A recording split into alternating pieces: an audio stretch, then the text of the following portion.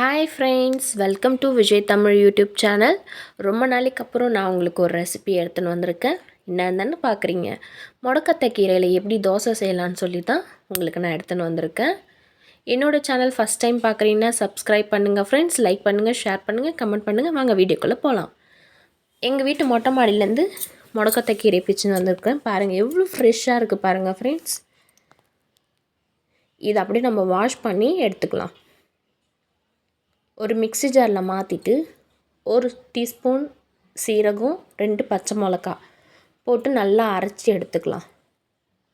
இந்த மாதிரி பேஸ்ட் மாதிரி எடுத்துக்கணும்.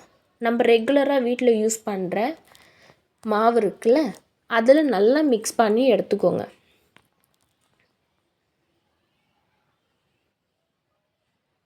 இதில் தேவையான அளவுக்கு உப்பு போட்டு மிக்ஸ் பண்ணி எடுத்துக்கலாம். இதில் இட்லியாகவும் சுடலாம், தோசையாகவும் சுட்டு சாப்பிட்டுக்கலாம்.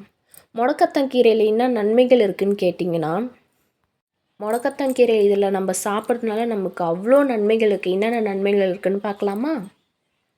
மூட்டு வலி, கை வலி, கால் வலி, முதுகு வலி, இந்த மாதிரி மூட்டு சம்மந்தமான பிரச்சனைக்கு எல்லாத்துக்குமே ரொம்ப நல்லது. குடல் பிரச்சனை இருக்கிறவங்களுக்கு கூட இந்த முடக்கத்தங்கீரை ரொம்ப நல்லது. மலச்சிக்கல் ப்ராப்ளம் இருக்கிறவங்க முடக்கத்தை கீரையை எடுத்துக்கோங்க, குணமாகறதுக்கு ரொம்ப நல்லது. கர்ப்பிணி பெண்கள் கூட முடக்கத்தை கீரை எடுத்துக்கலாம், அவ்வளோ ரொம்ப நல்லது உடம்புக்கு. பைல்ஸ் ப்ராப்ளம் இருக்கிறவங்க கூட முடக்கத்தை கீரை எடுத்துக்கலாம், பைல்ஸ் குறையறதுக்கும் ரொம்ப நல்லது. அதே மாதிரி இந்த வயிறு உப்பி போய் தொப்பை விழுந்து வயிறு ரொம்ப உப்பினே இருக்குது அப்படி இருக்கிறவங்க கூட இதை எடுத்துக்கலாம், முடக்கத்தை கீரையை எடுத்துக்கலாம். அதேமாரி இது ரொம்ப அதிகமாகவும் எடுத்துக்கக்கூடாது, டெய்லியும் எடுத்துக்கக்கூடாது. வாரத்தில் 2 வாட்டி நம்ம எடுத்துக்கலாம். அதே மாதிரி நமக்கு நோய் எதிர்ப்பு சக்தி அதிகமாக்கிறதுக்கு கூட இந்த முடக்கத்தை கீரை ரொம்ப உதவி பண்ணும். முடக்கத்தை கீரையில் அவ்வளோ நன்மைகள் இருக்குது ஃப்ரெண்ட்ஸ். நீங்களும் இதேமாரி தோசை இல்லை இட்லி சாப்பிட்டு பாருங்கள், உடம்புக்கு ரொம்ப நல்லது. பாருங்கள் ஃப்ரெண்ட்ஸ், என்னோடய தோசை நல்லா மொறுன்னு வந்துடுச்சு.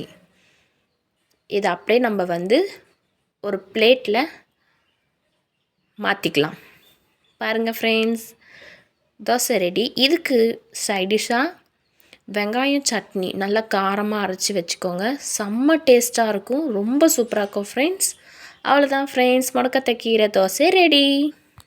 என்னோடய வீடியோ உங்களுக்கு பிடிச்சிருந்தா லைக் பண்ணுங்கள், ஷேர் பண்ணுங்கள், கமெண்ட் பண்ணுங்கள். தேங்க்யூ ஃபார் வாட்சிங் ஃப்ரெண்ட்ஸ். பாய். நெக்ஸ்ட் வீடியோவில் பார்ப்போம்.